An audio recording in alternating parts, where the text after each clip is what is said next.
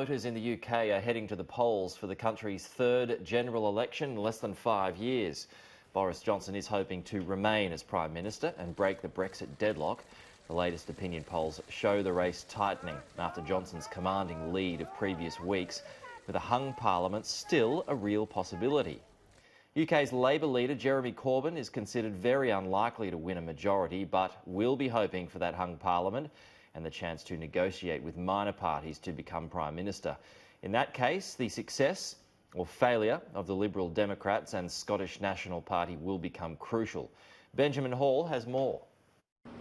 Voters lined up early this morning to elect a new parliament, with the future of Brexit at stake.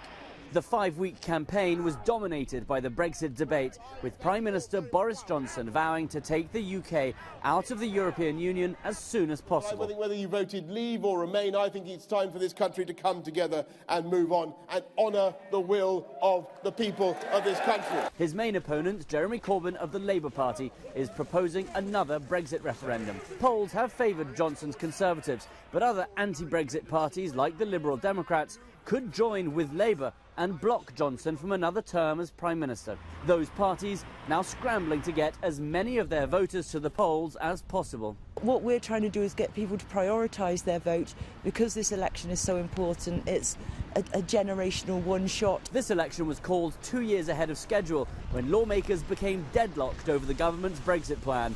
And the contentious campaign saw both parties accused of misleading tactics and stretching the truth. Many voters now say whoever wins, they want to move past the divisiveness. We all got a bit weary of the politicians over the last few years, really, and I think having a government with the majority to give them the clout to actually do what they want is a good thing. If no party wins a majority, then Boris Johnson, as incumbent Prime Minister, has the first shot at forming a coalition government.